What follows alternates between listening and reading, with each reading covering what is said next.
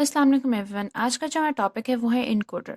Basically अगर आपने पहले डिकोडर्स पढ़ लिया हुआ है तो आपको पता होगा कि डिकोडर्स जो हैं वो एक सेट ऑफ इनपुट को एक सेट ऑफ आउटपुट में कन्वर्ट कर देते हैं। बेसिकली अगर आपके पास n इनपुट लाइंस हैं तो 2n आपके पास आउटपुट लाइंस होती हैं। अगर मैं 3 to 8 डिकोडर की बात करूं तो वो बाइनरी नंबर को ऑक्टल नंबर में कन्वर्ट कर देता है। ठीक है, अब इनकोडर को अगर हम देखें तो इनकोडर जो है वो डिकोडर का ऑपोजिट है, performs an inverse operation of decoder. अगर decoder 3 bit basically binary number को 8 बिट ऑक्टल नंबर में कन्वर्ट करता है तो इनकोडर जो है वो इसका रिवर्स करता है, यानी वो 8 बिट ऑक्टल नंबर को 3 बिट बाइनरी में कन्वर्ट कर देगा। तो ये दोनों आपस में एक दूसरे के ऑपोजिट हैं। डिकोडर में हमने देखा था कि हमारे पास n इनपुट लाइंस हैं तो आपके पास 2n जो है वो आउटपुट लाइंस होंगी, जबकि इनकोडर हमने अगर कहा है कि इसका इन्वर्स ऑपरेशन परफॉर्म करता है तो इसमें ये चीज़ भी इन्वर्स है कि n इसमें आउटपुट लाइंस हैं और 2n इस पे इनपुट लाइंस हैं। ठीक है, output generate binary code corresponding to input values. Like अगर आप 823 इनकोडर की बात करें तो 8 डिजिट ऑक्टल नंबर होगा और उसके कॉरेस्पॉन्डिंग 3 डिजिट बाइनरी नंबर जो है वो इनकोड हो जाएगा।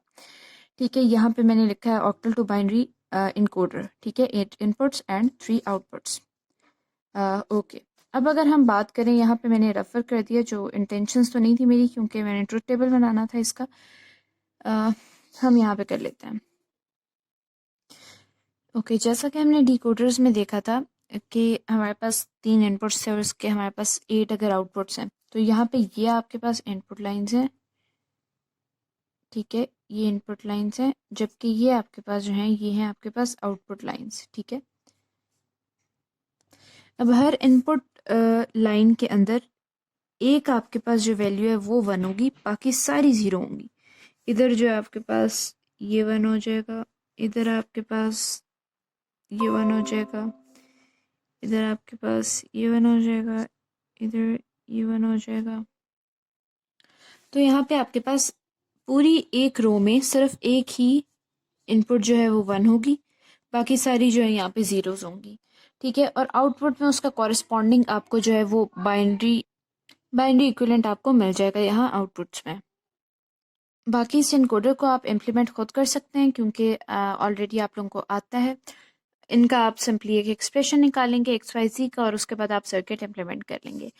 एक इम्पॉर्टेंट बात ये कि इस इनकोडर की लिमिटेशन है, और वो लिमिटेशन ये है कि एक दफ़ा यानी एक टर्न में सिर्फ एक इनपुट को ही एक्टिव होना चाहिए, यानी एक इनपुट को ही कह लें 1 होना चाहिए, बाकी सबको 0 होना चाहिए।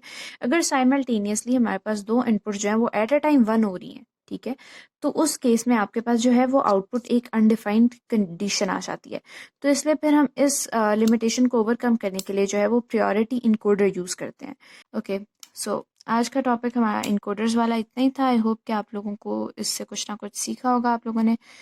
और अगर आप लोगों के कुछ सजेशंस हैं या कोई क्वेश्चंस या क्यूरी है तो आप लोग उसको कमेंट सेक्शन में लिख सकते हैं। Thank you.